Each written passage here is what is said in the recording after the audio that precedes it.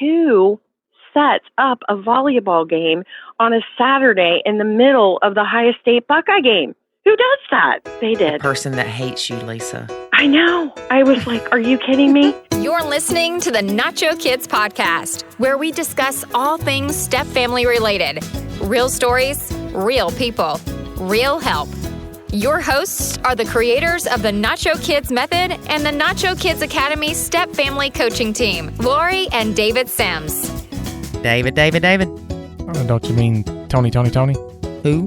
Tony. That's not your name. No, Tony, you know, from the 80s. All I know is Daryl, and my other brother, Daryl. No, there's only two Daryls. Oh. Well, then what's the other guy's name? I don't know, but it wasn't Daryl. This is Daryl. And my other brother, Daryl. I don't No, know. I'm talking about Tony. You know, Tony, Toni, and Tone with the little hyphen thing over top. Apostrophe? Yeah, that thing. Okay, because if it didn't have the apostrophe, it'd be Tony, Tone. No, it's Like Tone Loc. Tony. No, you don't remember them from like the 80s, you know, Nope. the R&B group? Nope. They sang, what was that? Feels Good. Nope. You do know it. No, I don't. You do. Quit telling me what I know. I know what I know, and I know what I don't. You don't know what you don't know. I don't know. You know this. No. Look it up. I'm horrible with singers and stuff like that. I know. But you know the song. So Google it, Tony, Feels Good. You'll know what. You'll listen to it. You'll be like, oh yeah, I remember getting down in the club in the 80s. Is it something they played at the skating rink? I don't know. I didn't get to skating ring in the 80s. I went to skating ring in the 70s. No, you didn't. I did. Maybe Are you that old? Maybe the early 80s I went to skate. All right, hang on. Let me Google it. I know that song. Told you. Well, I didn't know that I knew it, so I didn't know it. That's why I told you that you knew it, but you argue with me that you know what you know and what you don't know. Y'all got to look it up. Apparently, I know what you know and what you don't know. It's a good song. Feels good. See, look at David singing. Hey, David, why don't you sing that song that you sing to the brothers all the time? What, Crazy Women? No. It's You Done Me Wrong So Many Times. Something. So, first of all, I will not sing it. And second of all, for those of you who want to look it up, it's a Ray Stevens song called Furthermore. It was my anthem song after my divorce.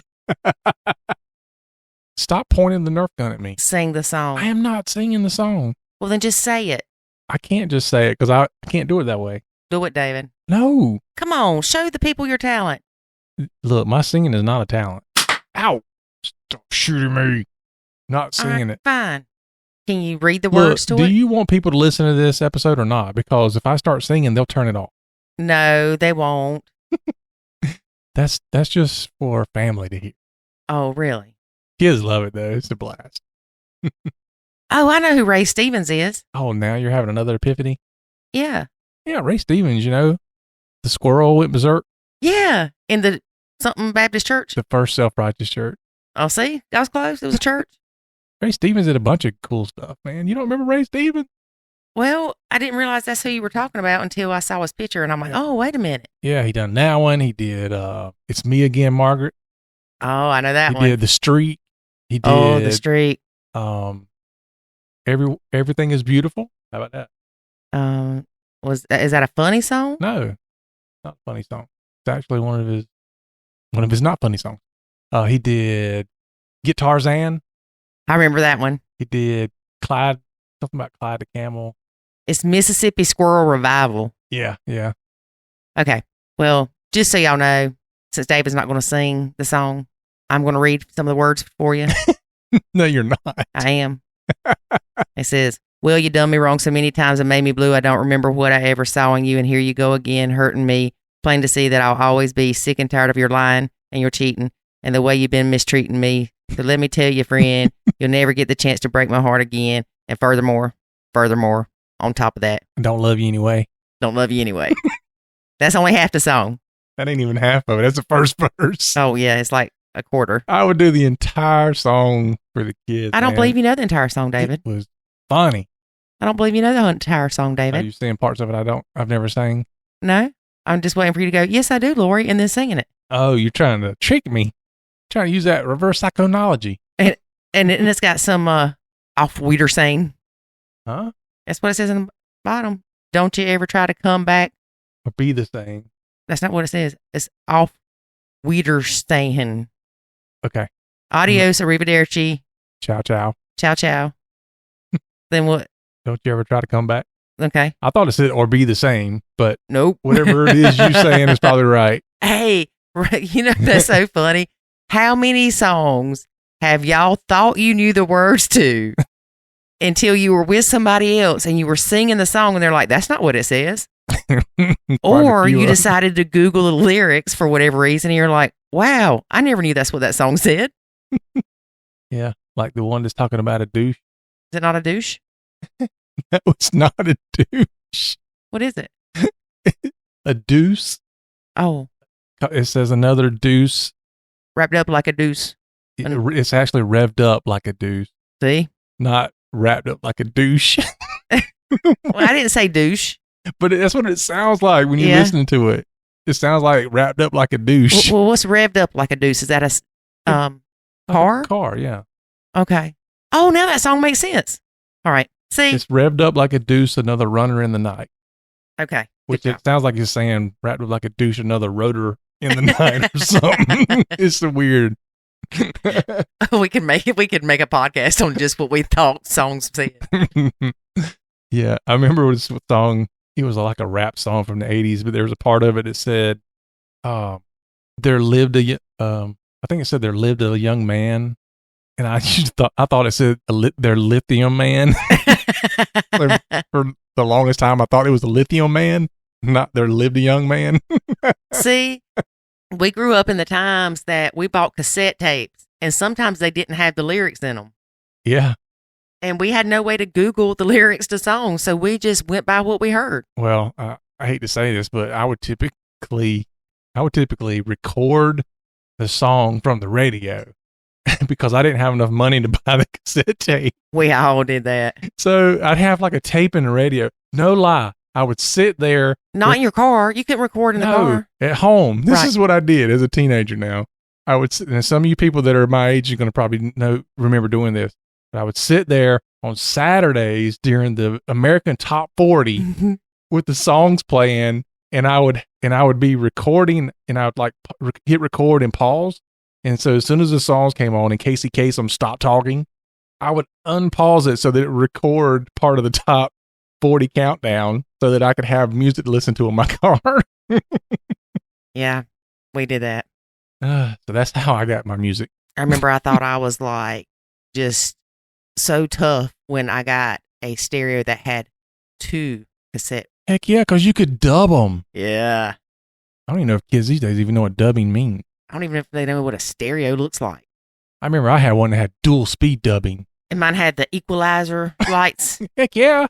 Yeah. Dude, this was the 80s. You hadn't had like a big boom box with all kind of lights on it. Mm-hmm. Oh, talk about the boombox days. Ooh. I don't know how I ever rode a bike holding a big old radio and riding around the block with no hands. I tried to ride a bike not long ago with one of Jackson and one of his friends, and we went up this little hill, and it's like I started going up the hill, and all of a sudden I just stopped and fall over. Yep. Man, that's probably why we were so strong as kids. We carrying around that 40-pound stereo with us. Well, not just that, but I had to carry a saxophone too. Man, I tell you what, that was the date. Yeah, we were tough. I watched a video today on Facebook where it's like the mom from the 80s versus the mom from now. Oh, man. And it shows her going, I don't care if you're hungry. Here's a Pop-Tart. And she throws Pop-Tarts at the kids. Mm-hmm. Whereas the mom's now is like, oh, honey, I have your avocado, da-da-da-da-da, that's nutritious for you. We don't want to have too much sugar. Yeah, your avocado toast. Yeah, and then it's got the lady in the pool, and she's said, oh, yeah, you got to put 3 layers of baby oil on it to get a good tan. In the 80s, of course. And then now it's, oh, honey, come here. Let me give you the SPF 1000. I did my research, and that's the best one for you. And we have to reapply it every 5 seconds. Yeah. It was really funny. Yeah. Yeah. The 80s were awesome. Well, you don't know any other time other than look, now. You look at anything and they tell you the 80s were awesome. Really? Yeah. Maybe you should write a song about the 80s being awesome. I'm sure there's already one. But you hear you look around, everybody talks about the 80s were so awesome. The awesome 80s. Even people that weren't around in the 80s were like, man, I wish I was around the 80s. They're so awesome. They got, what was it, The Wedding Singer? Was that the 80s? No, it wasn't 80s when they made it, but they made it and it's set in the 80s. Okay. I don't know. The Wedding Singer is actually from 1998. I know. That's what I'm saying. It's set it's set in 1985. How do you know this stuff? How do you not? I don't know. I don't know that I will even remember it tomorrow. Okay. We all have our talents. And apparently knowing when songs were made, who sang them. Yeah. I've got this musical talent thing happening. I don't know. But yet he won't sing the Ray Charles song for you. Well, you done wrong. No, I'm not doing it. See, he started it. Come on, people. All right. We're going to take votes. This isn't like Facebook, though. I can't say if I get 100 likes. I tell you what, you can take up I was starting to say take up an offering. No. You could take up donations to a charity of your choice. And if we get enough, I'll do it. All right. You got to make things complicated. Since the Buckeye Bonusmom has a charity for her cruise, you want to talk about that? Yes, she does. They have a cruise. I believe it's once a year. So that's who we're interviewing today, by the way. Yeah, that's who we're interviewing today. Lisa from the Buckeye Bonusmom. They have a cruise that benefits Buckeyes, which are people from Ohio, I think. Oh, wait. I think it's their football team. And cancer. They do fundraisers on the ship, and they honor survivors of cancer. So it's pretty awesome that they do this. Who knows, David? Maybe you and I will go one day. Yeah, I'd love it. She's been blending for about 15 years. She's got a really different twist to things. Okay? Okay. Now, please pay attention, David, because I don't want to have to explain this to you more than once. Draw it on the board with your little flow chart. I don't have time for all that. Oh, God. Okay, go ahead. You can remember that The Wedding Singer took place in the 80s. It did not. It was set in the 80s. Set in the 80s. Okay. Yeah. Lisa and her husband have been married. Yeah. She has 3 stepkids, 3 stepsons. Okay, from the husband. She lovingly referred to them as the Weasels. Okay. The Weasels currently 24, 21, and 20. Oh, wow. Okay. Mm-hmm. Her husband's ex had another child, a little girl. Okay. After he was no longer married to her, right? Right. Okay. She had a child with someone else. Okay. And she needed help with this child. She had gotten sick or something like that, and she needed help with the child. Okay. So she wanted one of the stepsons to come back home, one of her bio sons to come home to help her take care of this baby. And so Lisa said, wait a minute, that's not really the best idea. What's going on? And so she got involved. She went and got the baby and started help taking care of her. Wow. So this child is not biologically Lisa's nor her husband's, but they are pretty much raising this child. Man. So Lisa refers this to round 2 of the blend. Is that a weasel too? She's a weaselette. A weaselette? At least it's not the weasels and the measles. So there's the 3 weasels and the weaselette. Weaselette is 12. And of course, Lisa's like, what was I thinking? Yeah. I just finished this one crazy blend. And then here I go volunteering for another. Yeah. Not even her husband's kid. Right. Like the ex-wives of the husband's. Right. So it's almost really like an adopted kid. Yeah. That's good for you, Lisa. I don't know what you were thinking either. She's awesome. She's got a big heart. She gotta be awesome to do that. She's got a very big heart. The bio mom has even had dinner at their house several times. But Lisa did learn that there is a need to set boundaries. I'm sure there is. People misunderstand boundaries. Boundaries are not being mean. Boundaries are healthy. Oh, yeah. Absolutely. It's how you convey those boundaries that can be mean or not. Like, stay out of my underwear drawer. David, where did that come from? That's a boundary. I keep having to tell you that. I have no idea where that came from. All right, carry on. I don't know where to go with this. Yeah, what David said. Not what David said. One thing that we also talk about, or that I also talk about with Lisa, is the importance of discussing what your expected role is as a stepmom in the blend, what you think it's going to be, and what your significant other thinks it's going to be. But now here's the kicker. David and I were pretty much aligned without even discussing what my role was going to be, and that didn't work. Y'all know that didn't work. That almost ended into DIVORCE, and that's a song too. Good job. I don't know who sings it though. I don't know. It's a female. Is it?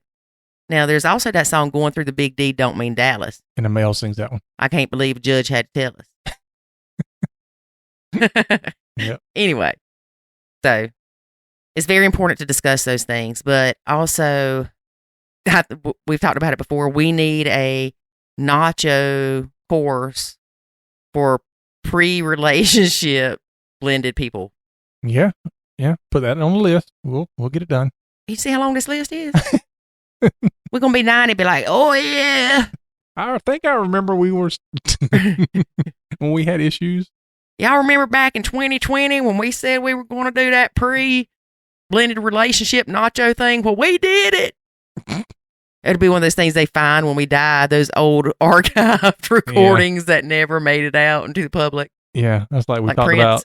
about on a previous, when we talked about how we had the podcast that never got aired. You know, the lost recordings of the podcast. Yes. That's right. Yeah, like Prince. Yeah, like Brent. Yeah.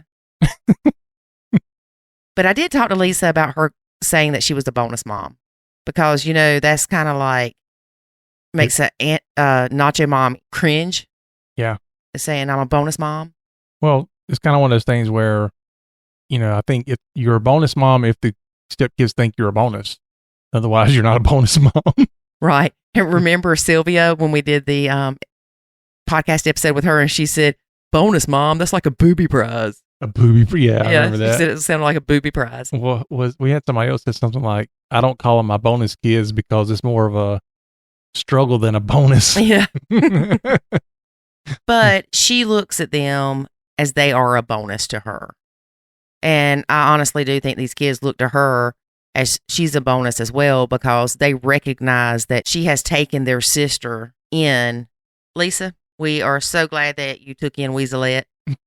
We know life's not easy. We support you in round 2, and we know you'll win this round also. Yep. So y'all know what happens now. Time to get to listening. Get to listening. You got to get to listening. Listen to Lisa with the Buckeye Bonus Mom. There is a way to save your sanity and your relationship, and it's called the Nacho Kids Academy. In the Nacho Kids Academy, you will learn the skills and knowledge to properly nacho, techniques to handle stepfamily challenges, ways to improve your communication, and much, much more. Visit NachoKidsAcademy.com and sign up today to join other step parents who are seeing the life-changing benefits of nachoing. Again, that's NachoKidsAcademy.com. Today, we have Lisa from Buckeye Bonus Mom. Hey, Lisa, how are you? Good. How are you doing, Lori? Doing well. So tell us a little bit about your blend. How long have you been blending, the number of kids, and where they fall categorically? Okay, so I've been blending for about 15 years, if you count dating and married. And I have 4 stepchildren. Kind of a unique situation on the 4th. The number 1, which I have a loving nickname, I call them Weasels. And number 1 is now 24, and he's out of the house. And then we've got a 21-year-old, and he's also out of the house in college. And then 20-year-old is still at home, and he actually just started welding school, so we're really excited about that. And then the 4th, which is Weaselette, is what I call her, loving nickname. She is actually not ours by blood at all, not my husband's. She is the biological mom's daughter, and we are helping raise her. Wow. That's what we say. Wow. Yeah, let's make sure we get this straight. You dealt with a bio mom for 3 stepsons, and then they're pretty much almost out of the house, and you take bio mom's other child that is not your husband's into your home to raise her. Correct. We have been involved since Michaela was 14 months old. So when her mom got really, really sick with pneumonia, she called and wanted me to have Tyler, the oldest, come and watch his sister. And at that time, we were not getting along. It was a really, really, really rough time. And I decided that, Tyler, he's 12. I really didn't want him to be responsible for that. So I asked her what was going on. And she said, I have pneumonia. I don't have anybody watch Kayla. Kayla's, a toddler. I'm not getting any sleep. And I thought maybe he could come over and watch her. So I had 30 seconds or so to think about it. I could have slammed down the phone because honestly, it was a really, really rough time and she had not treated me very nicely. However, I don't know what possessed me, but I said, would she go with me? And she said, well, yeah, I think so. And so little did I know, I had never went to the drop-off pickups at that time. My husband did all that. So I went and got her and brought her home. And when the boys got home from school, there was their baby sister and I was watching her. And that's kind of the turning point even for us getting along. And so I started watching Michaela from, here and there and so on. And I started picking her up from school and taking her to school. And about 3 or 4 years ago, we ended up when the boys were moving around their rooms and the oldest was moving out to, on campus to college. We ended up painting a room for her and decorating a room and having a room for her. So she's had a room here for a number of years now. Okay, well, let's back up to your stepmom years. Okay. What was your relationship like with your stepkids and your involvement with the bio mom then?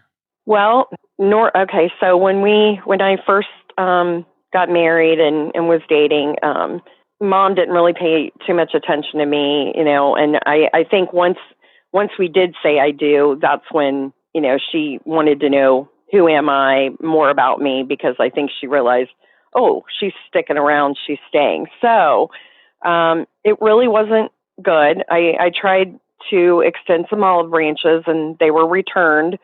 And I looked at myself in the mirror and I asked myself, are you doing the best you can? And I basically said yes. And that's all I could do. So even though she didn't care for me and, I knew that she had said some things to my husband and so on about me, I just kept going. And I always had a great relationship with the boys. I wouldn't say I loved them right away, and I'm sure they didn't love me right away, but we liked each other. They were 4, 5, and 8 when I met them. And so being young and, and being at that age of being able to still contribute some, some value to their lives and being able to take them to their practices and get involved that way or do some homework with them and so on. Even though they didn't like doing the homework, I think as they got older, they appreciated that. And the turning point, though, was when, Kayla was a toddler. And at that point, the boys, I want to say they were maybe teenagers at that time. And that's when the turning point was. So we were able to even sit together at their events and so on. And we were able to have some candid conversations behind the scenes without the boys and so on about just how I felt as a stepmom and how she felt as a mom. So, and we kind of listened to each other. And I respected what she was saying, and I think she respected what I was saying at that time. Mm-hmm. That's good. That's really good that you were able to have those conversations with her. A lot of people don't get there. Personally, for me, I didn't need to get there. I think I may have contacted her twice in the whole time that the kids lived here. And one time was to complain and tell her that basically, why are the triplets coming home not having read a book that you've had with them for the last week and it's due tomorrow? Right. They haven't read any of it. And she's like, well, how was I supposed to know? I said, the same darn way I knew. I looked on the Power School thing or whatever it's called. That's funny. We have Power School too. Yep. Yeah. Yeah. Power School, how to ruin a parent's day. Yeah, exactly. Exactly.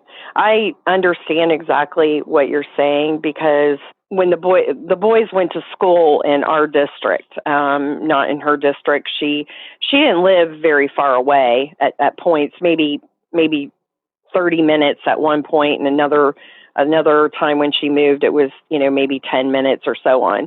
However, we were more in charge of the projects and the school stuff. And we did have some words over that because it is hard when you do have the 50-50 because we had every different schedule. We had, at first, it was like the typical guy schedule that a father gets when we first got together. Then when we were first married, it was 50, 1 week on, 1 week off. And that's when we found too that there were a lot of things that probably could be done differently for the boys because we were finding that things were being dropped and so on. And we just wanted the best for the boys. And realizing that some of the homework wasn't done, the backpacks weren't checked and so on. However, you cannot control that other house, just like she can't control our house. So we do the best we can, and that's all you can do. Yes, that's all you can do. Yeah, you learn to let go of the things you cannot control. It's not going to help anything if you start complaining about what's happening in her house, because then she's going to think the kids are telling you things, and then she's going to get mad at the kids. That's one thing I always worried about. The other parent getting mad at the kid for saying this is what happens at the other house. Yes, I agree. A funny story was, even though I had a good relationship with the boys, they still would try, maybe get their mom's attention by saying something that we've done in the house. Well, they wouldn't really tell the whole story. So, for example, they told their mom that I didn't feed them. And, of course, she was really upset, called my husband, what is this, at least doesn't feed them? And he's like, I don't know what you're talking about. They get dinner and snacks and so on. So fast forward, she comes over for a birthday party, and she's helping, she's cooking because I'm doing the decorating. She's cooking. We're having it at our house. And she opens up the pantry, and our pantry is pretty full of snacks and all kinds of stuff. Well, she yells at the boys because they're upstairs in their bedrooms, and she has them come down. And she's like, boys, she's like, what is this that Lisa never fed you? And then they were kind of like deer in the headlights. And remember, I had a good relationship with them, but they were playing the household.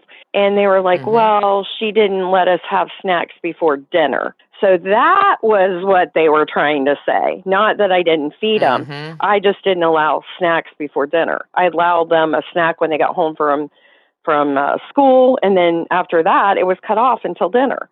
So we kind of laughed about that because, kids will say things, but they don't entirely tell the exact whole story.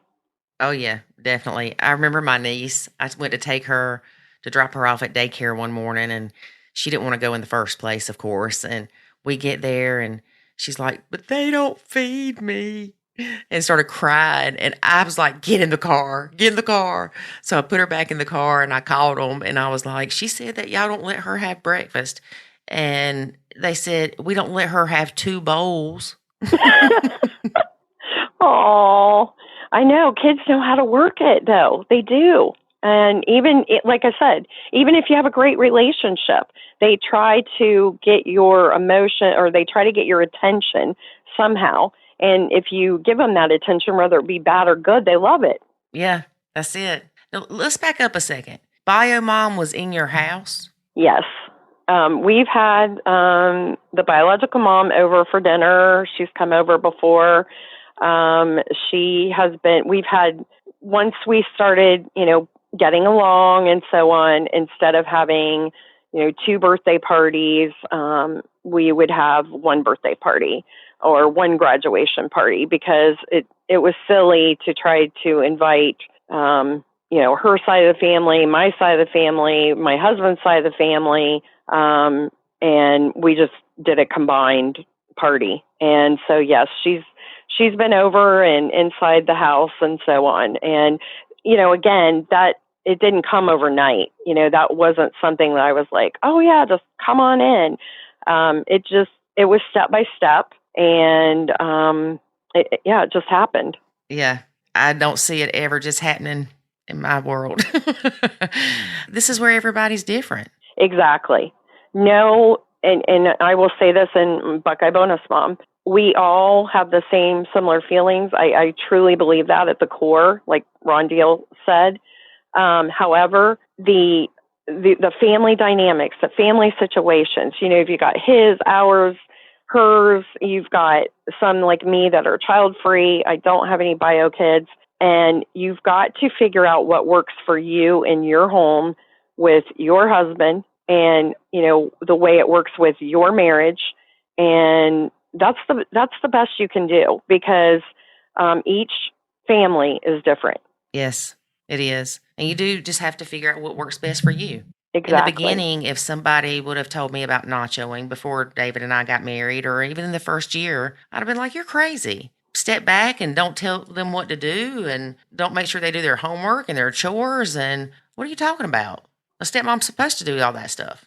And thank God I listened when that counselor told me those 862 times that they were not my kids, because it saved my marriage. It really did. And it not only saved my marriage, it changed my life, because I did a lot of thinking and becoming more self-aware during that time, and really realizing that when we don't have control of things, it can consume us, because we want control so bad, when in reality, letting go of things is more of an ultimate type control. Yeah, definitely. Definitely. I so agree with that.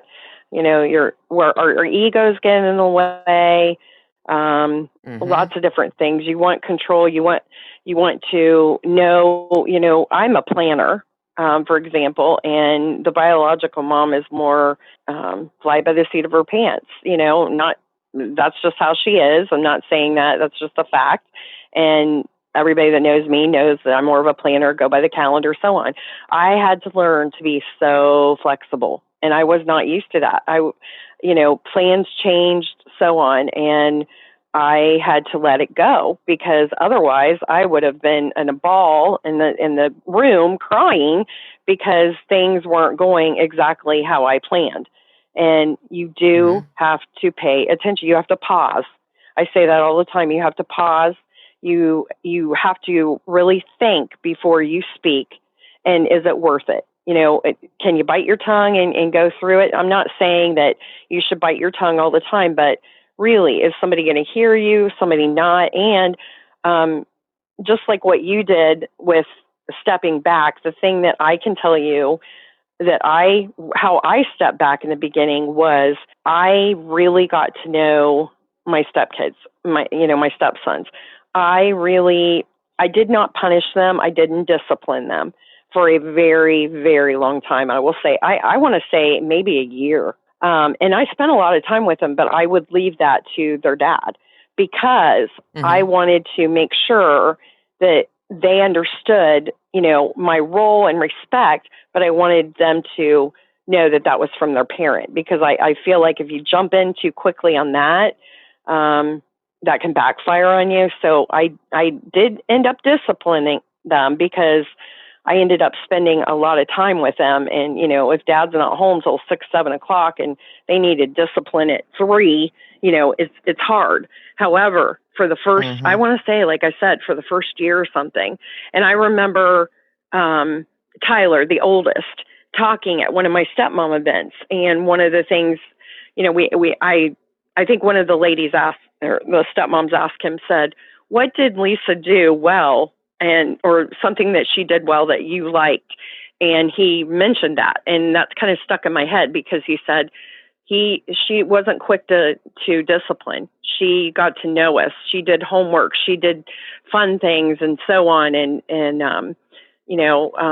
we earned her she earned our respect, and then that's when she was able to discipline us. Exactly. Because then the kids see it as love and not you're just being this old hateful, evil stepmom that has to have control and change your life and make them do homework and eat broccoli. Yes.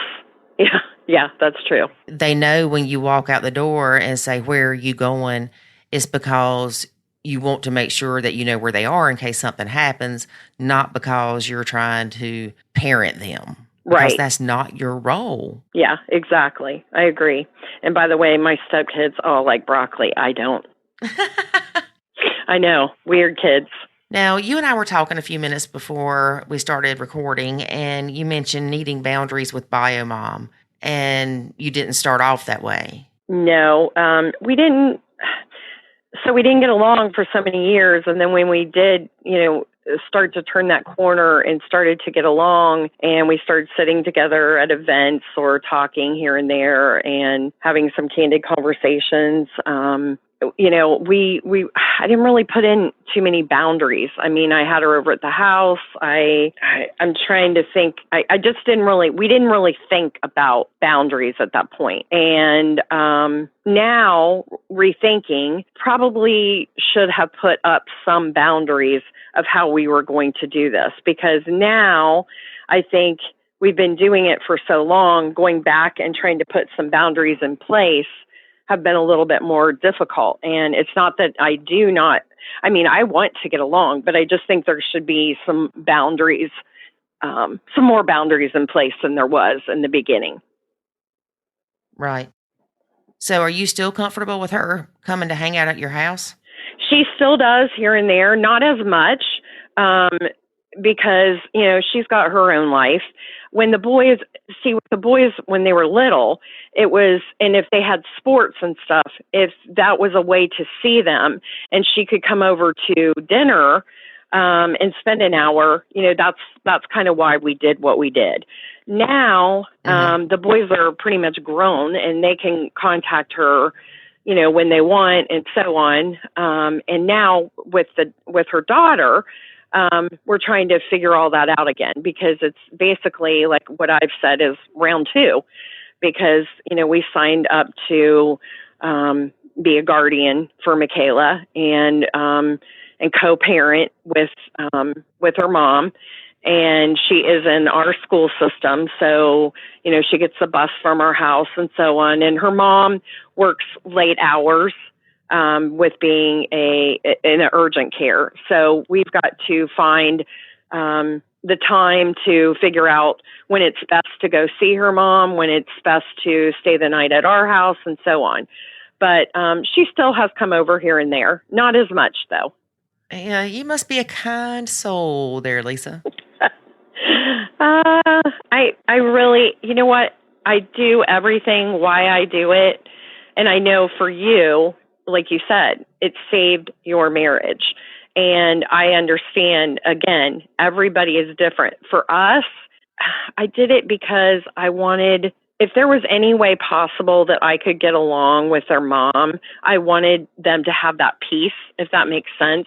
Because like the middle, Noah, he's the middle one, stepson, he said to me, I am so glad that you and mom get along.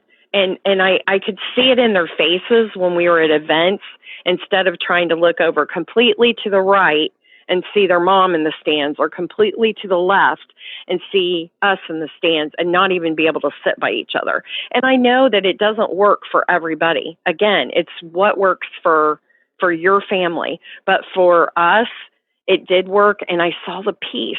And I really, really enjoyed knowing that the boys were not struggling, thinking, oh my gosh, my mom hates Lisa and Lisa hates my mom, or whatever. My dad's in the middle, and so on. And that was a big, big thing for me. So that's why I did what I did. It's funny you bring that up about the basketball game or whatever, and not sitting together and having to look at two sides. My son's father made a comment one time and said, don't ever think that we'll be sitting at football games or whatever together watching him. I think it was basketball games. watching him and playing Happy Family or something like that. Right. And something, not so nice. And I said, you know what? That's okay because he'll never have to choose. I'll tell him to go straight to you. Yeah.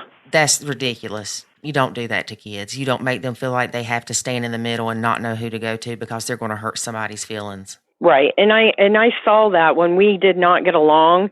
I saw, especially when we had the 50-50. So if they were with their mom that week and they had a concert and we came, they would run over and see their dad and me, mostly their dad, that's what it was about. And then, but they would go and sit with their mom because I felt like they think they had to do that. And then with us, a lot of times we would say to them, go ahead and go sit by like if it was our week, we would say, it's okay. You can go sit by your mom if you want to when we didn't get along.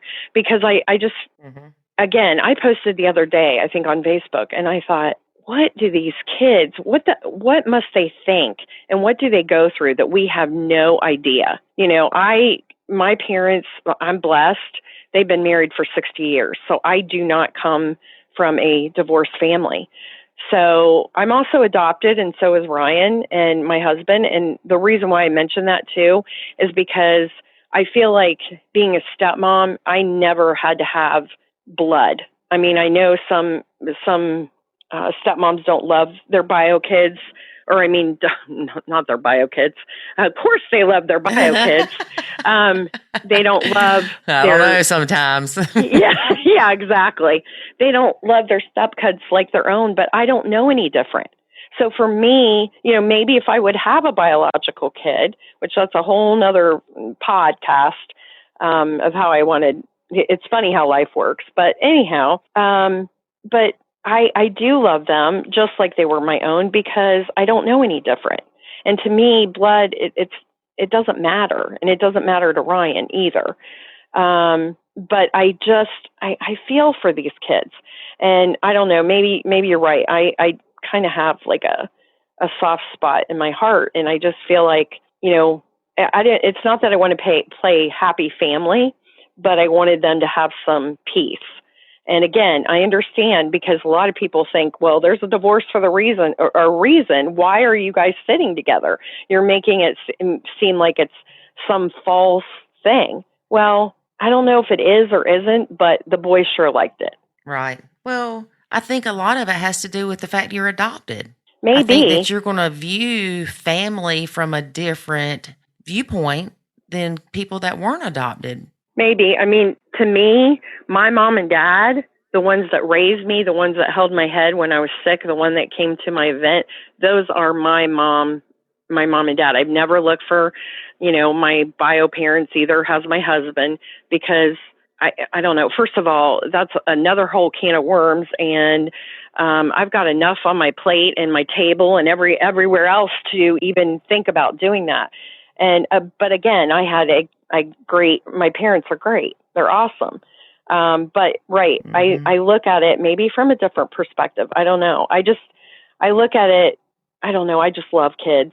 I've always loved kids. And my oldest used to tease us and say, there's an open sign on the door that's a revolving, like 24 hours open. If you put a kid on the porch or an animal, you'll take them in. And he's kind of right. We have rescue dogs. We have rescue cats. And yeah, I love them.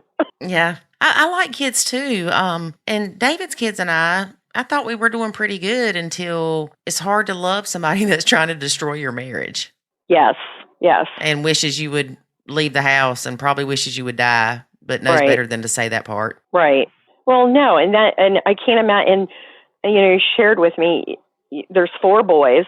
And 3 all the same age, one's just a year or 2 older. I mean, I cannot imagine feeling ganged up on by 4, not just 1, not 2, and the triplets. 4. Yeah. 4. My son was 5 years younger than them, so they kind of beat up on him a lot. Right. I probably would have done the same thing.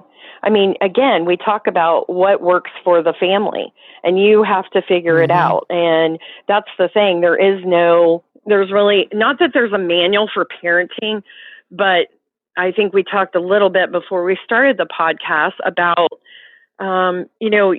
your son, he's not going anywhere. He's yours. You may have a fight, but you unconditionally love him. With stepkids, you may unconditionally love them, but as an adult, but because we can process that. However, a step kid, they don't have to love us. They don't even have to like us. Nothing. And if they're also being told, who knows what's being told on the other in the other home.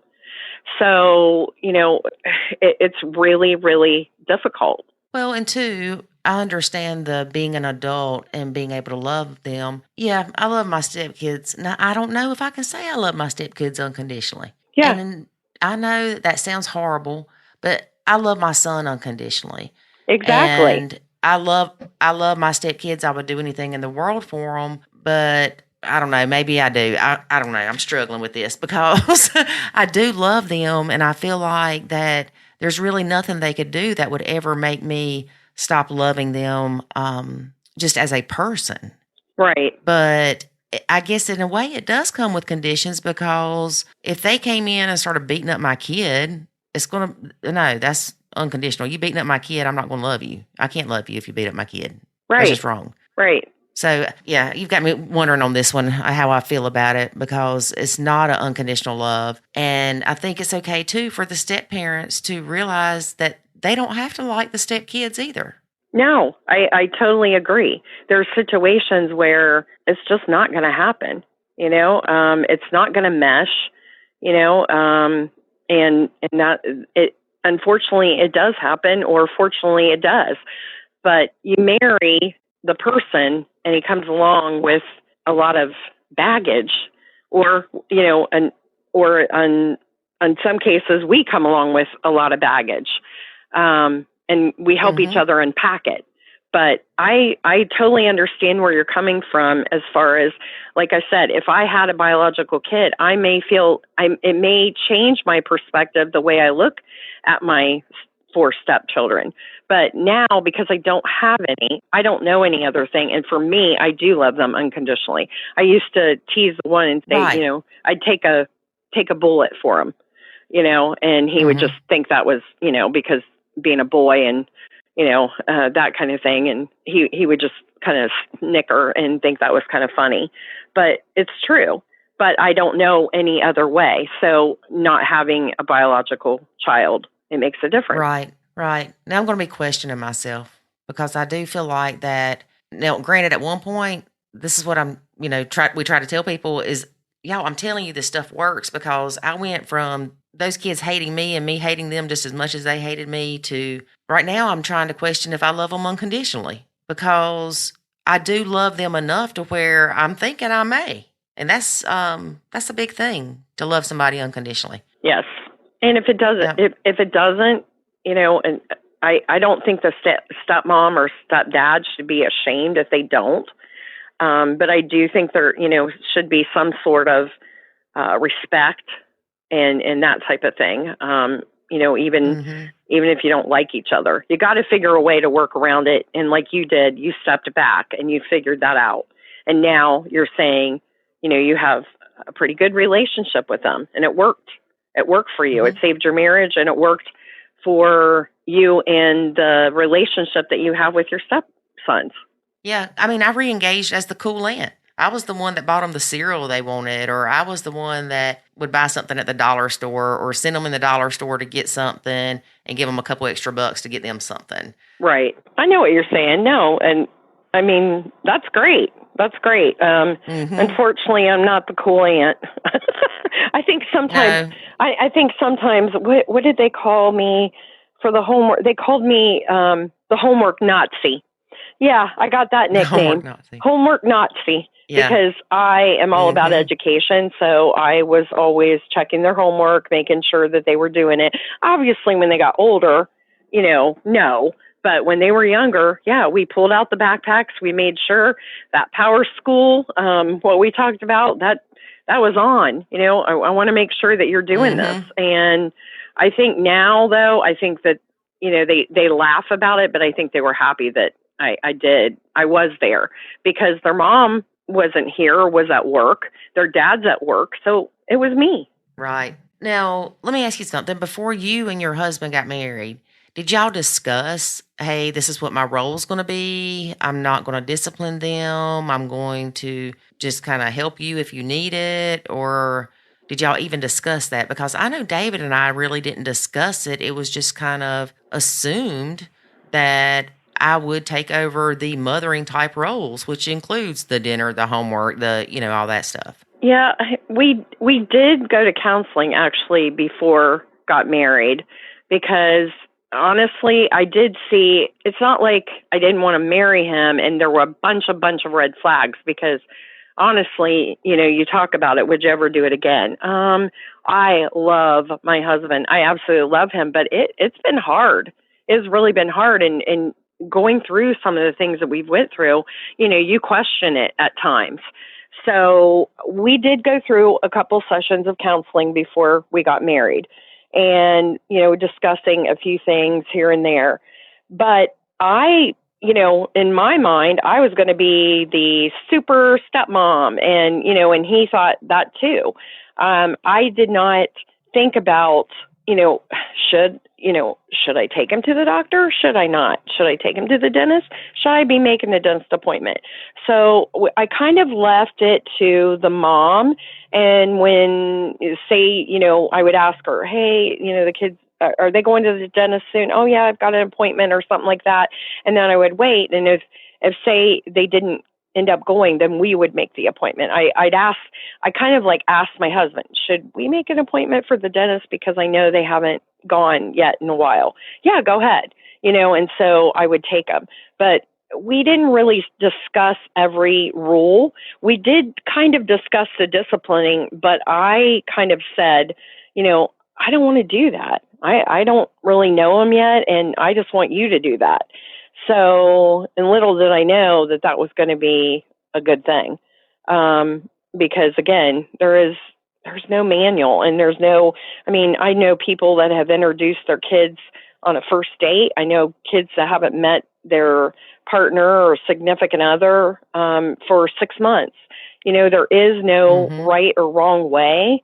I have my ideas of what should be, what I would say is right, but that works for us, not maybe for everybody else. Right. But you can recognize what would and would not work for certain people. Yes. It's not hard to figure it out once you talk to them for a little bit, figure out, like Dave would say, start peeling that onion back a little bit and figure out where they are. And then it's like, okay, Nacho is definitely not going to work for you because of these reasons. Exactly. It's just, not possible. And some people will say, well, are there situations you can't Nacho? Yes, there are. Of course, safety and health, but also you don't need to Nacho everything. You Nacho the stuff that causes you stress. If it doesn't bother me to cook dinner for all those kids, feed them. But for me, I got tired of hearing the kids complain about my food, so I told David he could feed them or they could eat cereal. I didn't care. I have a bunch of crock pot recipes. If you haven't heard, I'm like the crock pot queen. My oldest said crock pot is a bad word because I fed him so much with crock pot food because of the sports and so on. It would be if I was working because when we first got married, I was working full time and I traveled for work. So between that and trying to get them fed and get them to their sports and so on, one sport per kid per season. So if you can imagine, having 4, I don't know if they were into sports, but all 3 of them were into different sports. We've got a soccer player, a football player, and we had a football player. So we had 5 games starting on Thursday. We had a game, soccer. Friday night was football. Saturday morning was football. And Saturday afternoon to morning, maybe a crossover was soccer. And then Sunday was football. And that wasn't even including the practices. We didn't have to deal with that, partly because the kids went to a private Christian school. Okay. And secondly, because once we went to 50-50, we couldn't rely on the other party to provide transportation, much less the willpower to take them. Right. Yeah. We had some issues like that too. We just did the best we could and on the weeks that we had them and so on and got them there. And luckily they were still younger. And once they got older and then they could even drive, then they were not missing practices. But I can remember, going down the road, seeing my husband going to the other school and so on. At one point, at 1 year, one was in elementary, one was in middle, and one was in high school. That was a fun year. Color-coded calendar. Little bit crazy. You know what? I do miss those days because I love football. I'm a big Buckeye fan, High State Buckeye fan. But on the other hand, I don't miss there were weeks where you could see on our calendar that there was not a free day hardly at home. And we always tried to do dinner together, even if it was 15, 20 minutes, but it was crazy. It was crazy during those times, trying to get homework done and get them where they needed to go and get them in bed at a decent time and having just no free time. To all the moms and stepmoms out there that are toting these youngins around back and forth to these practices and trainings and going out of town for the baseball, softball, whatever stuff it is, travel ball, that's the word I was looking for. Yeah. All the power to you. I could not do it. I just thank God that these kids didn't want to do stuff like that. Yeah. I will say some of the most special bonding times that I had with my stepsons was in the car. Was in the car coming home from the practice or taking them to the practice because it was just one-on-one, even if it was 10 or 15 minutes, or taking them to, an event or something like that, or meeting their dad there, like if he would come from work and he would drive and I would meet him there with the kids and everything. So I have to say sometimes I learned quite a bit in those car rides. So I don't, yeah, I don't regret that, but I can say I'm glad it's over. But now we've got Michaela, who is now in volleyball. So, and who sets up a volleyball game on a Saturday in the middle of the High State Buckeye game? Who does that? They did. The person that hates you, Lisa. I know. I was like, are you kidding me? I mean, can't they be earlier? Like, I'll even go to the 8:00 game if we can get done by the time oh no. The games start at noon and 3? Oh no, her game is like at 2:30, right in the middle of the game. But I'm like, okay, I love her. I love her. This is why we're doing it. Mm-hmm. I love her. It's funny talking about the kids in the car. I remember as the kids and I had re-engaged, some of the best times that I had with them was in the car, all of us roasting each other kind of thing, just playing around. And I don't know why I forgot that they did play volleyball and I think even basketball for a little bit when they were in school, but it wasn't the same. Well, I guess I was working and Mama was taking them, or David was, because I just wasn't involved with that. Yeah. And it was after school most of the time, so I don't think it was an issue with their mom. Yeah. Yeah, but thank God it wasn't the travel ball stuff and all that. All right, so I got another question for you. Sure. Bonus mom. If you go into Nacho Kids right now and you say, I am a bonus mom, girl, you better run. You better run, because that's the differences in the situations. And I have to ask, did you start calling yourself bonus mom, or did they? Because one of the things people say is, well, I'm sure the kids don't think you're a bonus. Right. Well, actually, bonus mom to me doesn't mean what people think it does. I'm not a bonus to them. They are a bonus to me. So I've always thought of it that way. I'm a bonus mom. That I get to be involved in their life. I am blessed.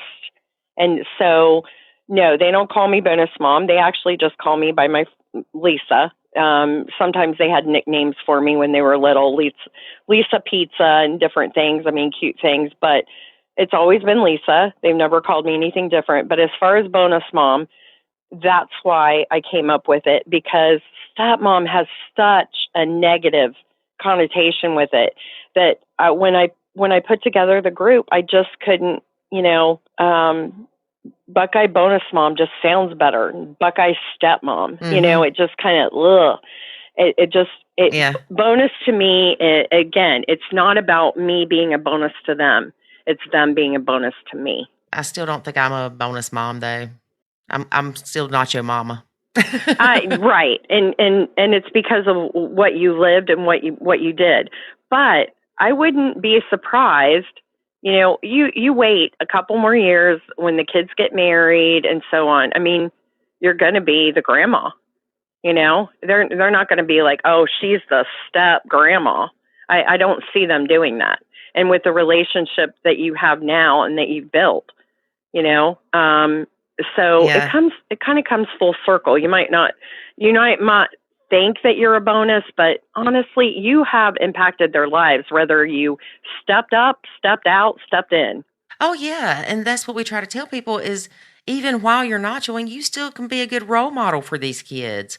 I mean, these kids know me because of my actions around them more than probably my actions to them because I was disengaged for a while. So they saw how I was, how I dealt with my son when he was annoying me, or how I would deal with things that might come up with David, or just how David and I worked together differently once I did start nachoing to make things work better and allow me to kind of step in when I wanted to with them. Once you start feeling lonely in your little nacho land, then that's when you've got to start finding a way to re-engage a little bit. If not with at least your significant other, but with your stepkid, because you got to get something. You're not being fed, but you got to get to that point sometimes. Right. You brought up the questioning the relationship. I know I did it. I know that David and I went to counseling like y'all did before you got married, just a visit or two, just answer specific questions we had. We took this like marriage test, answer 100 questions, but it wasn't a blended family test or a step family test. It was a marriage test. And we read lots of books and talked to people. And one person told David, don't get married till your kids are out of the house. And we thought that was the most horrible advice. But now we understand, once we went through it, we understood why he said that. But I hate it when people say, what advice would you give somebody that's getting ready to become a stepmom? And they say, run. I hate that. It bothers me because people are so quick to give up on it and not even want to pursue it because it does have such a high failure rate. Right. I think that maybe the advice I would give is somebody asked me, I'm going to get married to somebody with kids, which I've been asked that before. I would say you need a support system. You need a support system of stepmoms and a positive support system. I'm not talking about where you're just going to go in and bash the biological mom or so on, and it's just about venting. I'm talking about people sharing their experiences. They're going to share their thoughts and what they've been through, and you pay attention and you listen and you learn from that, and then there some wonderful stepmom books out there now. When I think I shared with you when I first got married, there was 4 or 5. I read them cover to cover and back again. And there was only one group before I started Buckeye Bonusmom. Now there's tons of groups. But I think there are tons of groups, but they may not be the right group. You have to figure out which group fits you. And, to do the work and really think about it, you want to find a group that's going to challenge you too, that if you ask a question about something that you may not get the answer that you want, not saying you have to be mean or nasty to that person and tell them, oh, well, I wouldn't do that. You want to tell them why you wouldn't do that, or ask them more questions to dig in a little bit deeper of why they're asking that question, because it really depends on a lot of different things. But I definitely would say that. It does. It depends on so many things. It depends on how involved the bio mom is, the ages of the stepkids at the time of blending, whether you got bio kids, whether you got our kids, what the visitation schedule is. I totally agree. Yeah, whether the in-laws are involved, because that was a big factor in ours too, was the in-law involvement. And my thing is, if you get into a group and you realize it's not for you, a Facebook group, and you just realize that it's not for you, it's you don't agree with what people are saying, you have a different standpoint from how your stepmother role should be, just leave the group. You don't need to announce it and make everybody else that doesn't agree with you feel like crap. Right. I don't know why people find the need to do that. They just want to, I know hurt people, but man, stepmoms can be vicious toward each other. Yeah. I really have to say that thanks to the help of my team, I call them my adminions, they do. They help me. I mean, when I first started Buckeye Bonusmom, I started it by myself, and I did probably, I want to say, 3 or 4 years of it by myself. So I could literally be on there 24/7 if I wanted to be, and answering questions and so on, and posting things and posting upbeat, inspirational postings and so on. And then I finally realized, okay, I need a couple people to help me out. You know, I need time when I go on vacation, you know, to be able to turn off, you know, Buckeye Bonusmom for a little while, but still have people getting the help that they need.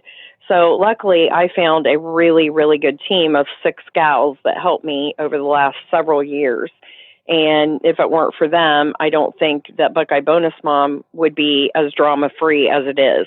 You know, I'm not going to lie, we've had our issues in the past, but most of those people have either left or you know, either that or they got divorced and left the group or something. But I'm really, I have to say I'm really proud of that, because we really try to keep the drama to a limit, because I'm not going to go in there and have people going back and forth or bullying each other or being vicious. I just, what's the point? You're not learning anything from that. Right. And of course we try to do the same thing. It's unfortunate when you want to help people, and so you're like, you know, hey, try not to talk like that, or don't say that. Don't tell the people to go put the dirty dishes on the stepkids' bed. I mean, come on. Don't be telling people stuff like that. They do. That's what they say. Right. And so people think that's what nachoing is, because that's what the posts they keep seeing is. They don't read the comments where we're going, whoa, whoa, whoa. No, that's not nachoing. Nachoing is letting dad deal with those dishes. Right. When he comes in, you can say, hey, can you help with the dishes? You don't say your kid didn't do the dishes. You say, hey, can you help with the dishes? Or can you do the dishes? And hopefully they'll pick up on some point that it's their kids' dishes they're doing, instead of you having to be involved and be the bad person. Right. Because, yeah, I get exactly what you're saying. And sometimes, you know, people see it from their perspective. You know, they have to be open-minded to see what you're creating, what you're saying, what you went through. Right. And some people will flip out if they really heard me say that I hated my stepkids. And I know hate is a very strong word, but I disliked them greatly, and they disliked me greatly. Right. It was a mutual understanding, and it was okay, because that's how we felt. And no, I don't hate them now. I love them. I don't think I ever probably did hate them. I hated the situation, and I looked at them as the cause of the situation, instead of realizing that by me being so involved, David couldn't parent them, and that's what was making me mad, was that he wasn't. Right. So we have to step back to let them parent. Yeah. Yeah, you have to. I was going to say, you have to do what works for your family, and you found what worked. Yeah, and you did too. Yes. And people can too. One of the things I don't like about Facebook, the Facebook groups, especially mine, not so much yours, because it's almost like people are calmer in a lot of the stepmom groups, but mine is just where a lot of the hurt people end up, and they don't know what to do, and they're on the verge of divorce, and stepkids are a pain in the butt, and they feel like everything's their responsibility because they went in trying to be super stepmom and then realized it was too much for them, and then get resentful because dad's not doing anything. And next thing you know, this person's stressed out in the hospital on anxiety meds and everything else. Yeah. And it's just so sad. It is so sad, because I do think that counseling, I do think that once you start to see their issues, before it snowballs to the point that it's out of control and that everybody hates everybody in the household, that Mm-hmm. need to do something. And sometimes, like what you said, you're getting people that it's almost too late because everything is past that. So kudos to you for helping out those ladies, those stepmoms to, maybe save their marriage. We're very blessed, and we get feedback a lot from people that have told us that we have saved their marriage. We've even had people tell us that we helped them to not commit suicide. Oh. So that's why we do this. It's not to make money off of people. It's not to make other people that don't nacho feel bad. It's to help other people. And like I said, unfortunately, Facebook groups aren't the best way to teach processes when you've got so many people coming in and that don't understand the process and want to tell people how to do what they think they should do. And that's one reason that we created the Academy, because we saw that the need for being able to teach the process wasn't best on the Facebook platform. Right. And, I'm totally with you. It's not about the money. I've been doing this for almost 13 years, and I think we talked a little bit, and I'm thinking of ways now to make a little bit of revenue. However, I have never asked for any money over the last 13 years besides doing the events, which it was applied to the event. But being there 24/7, somebody, whether it's not me or whether it's my gals that help me, work the group, they have access to somebody almost all the time. And it's really about the passion that we have, because we've been there in the trenches, and I never wanted someone to feel the way that I did at the start of my marriage in the first couple of years, especially. It was, I use the word horrific. Mm-hmm. With the ex, with trying to figure out my place, with trying to figure out, I felt like being child free coming in, and there was three little and one big guy waiting down at the end of the aisle, 4 boys. I include that my Mm-hmm. husband. He's one of those boys. And my life changed. I feel like his life got better because, I came along and started helping him with the kids and so on. Whereas my life, I moved, he already had a house, and the kids were up here in the school district. So I moved into the house. I left where I like to live. It was just, it's all uprooting, and it's complete Mm-hmm. big change when you're used to having a clean house and you come home and there's little shoes everywhere and socks and book bags and everything. And I'm like, where's all this stuff going? You need to put it here, here, and here. And flexibility. I learned a lot of patience. I have learned a lot of patience. My husband says I don't have as much, but I think I have a ton of patience compared to where I was before to now. Mm-hmm. Yes, I have grown tremendously because of this blended crap. Yeah, I have too. I really, and it's helped in other aspects of my life because I've become a stronger person. And we talked about having thick skin. Certain things that maybe would bother me, that doesn't even faze me anymore, because of what all that we've been through as a couple, let alone as a blended family and so on. It just, you learn a lot. It helps you to put things into perspective sometimes. Definitely. Broccoli's not the hill to die on. Exactly. It's not. The socks aren't worth the hill to die on. It's just not. Right. Lisa, it has been great having you as a guest on our podcast. Well, thank you so much for inviting me. It's been wonderful. I'm really humbled and honored that you asked me. And I'm hoping that the ladies that listen, or the step families that listen to this, maybe get a little bit out of it. Oh, I'm sure they will. Now tell people how, if they're in Ohio, right, they can join your group. Yeah, actually, we have we have a lot of people from Ohio, but we have people all around the United States, Canada, Australia, everybody. So Buckeye Bonusmom is a closed group on Facebook, but we do have a Buckeye Bonusmom public page, so they can just find Buckeye Bonusmom, Google it, whatever. And I have a website, but it's unfortunately right now it's down because I'm updating it, and I want to make it a little bit better than what it was. So, but they can find that public page, and then they can message if they want to join as a stepmom.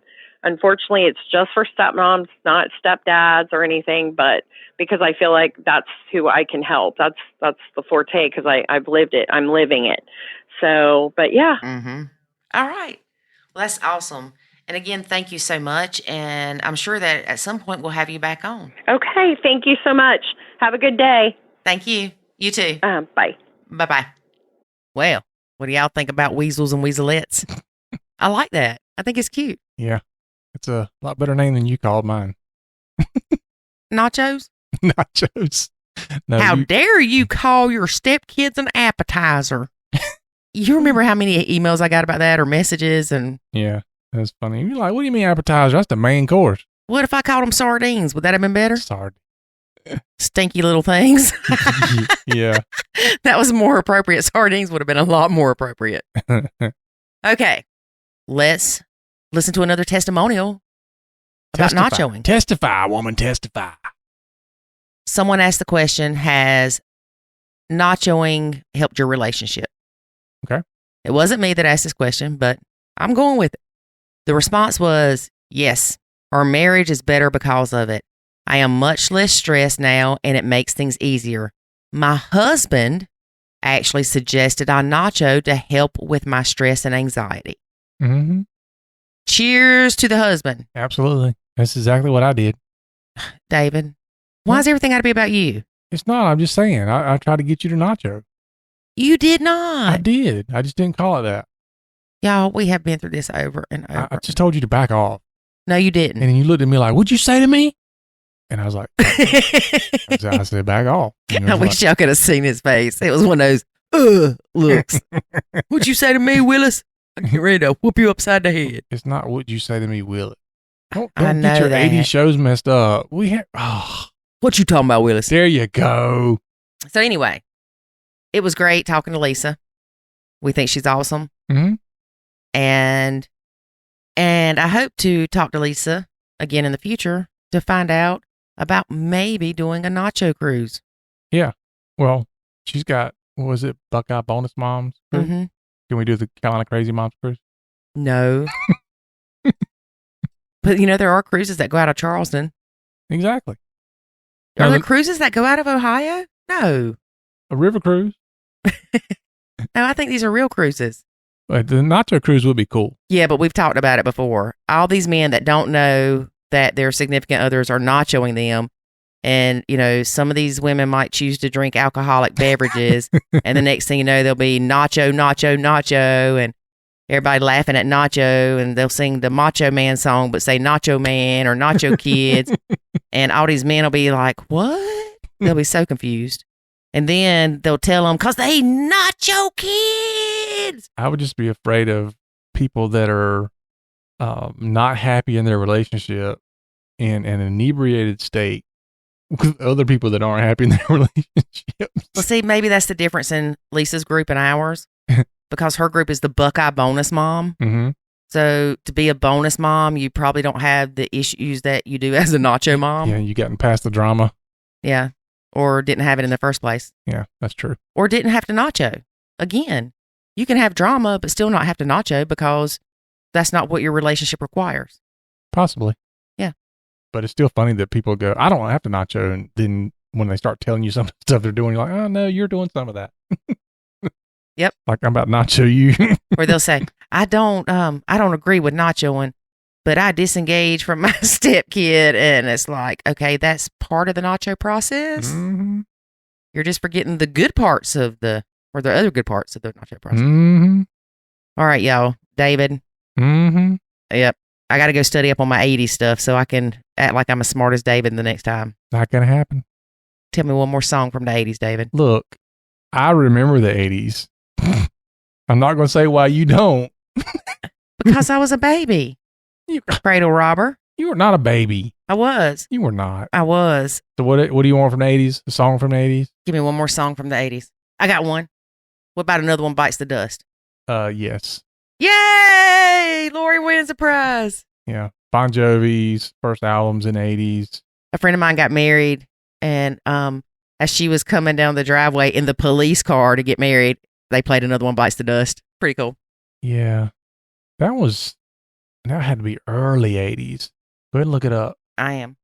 Like you looked this crap up before? Yeah, that's like early 80s. 1980. Yep. Told you. Oh, look, it's funny because when you look it up, it says B-side, meaning it was a record. Right, it's the B-side of the record. Yeah. Because you can play it backwards. You know that one?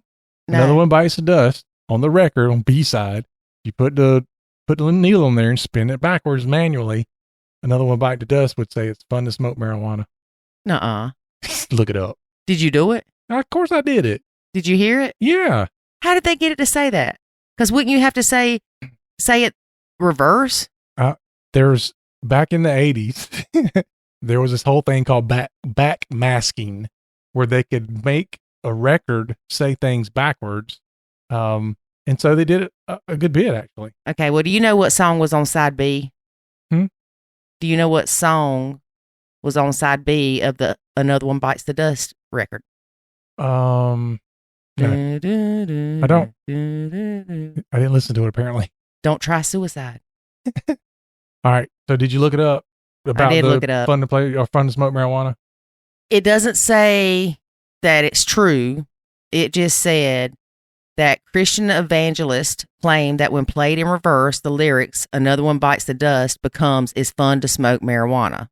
I did it, and it says it. I'm telling you. Okay. And it said some believed since the song had other strange effects on it, it was possible the band had purposely used backmasking to hide the pro-marijuana message. Mm-hmm. There's one song somebody put out. I don't remember who did it, but they intentionally made like the entire song backmasking. It was crazy, but they did it that way on purpose. You know, that during the 80s, there was this big thing about hidden lyrics in the music, and the people that put the music together never knew that it was there, but I don't think they didn't know it was there. I think they did that on purpose. But I don't understand how you could say Another One Bites the Dust says it's fun to smoke marijuana. It's something in how they produced the song.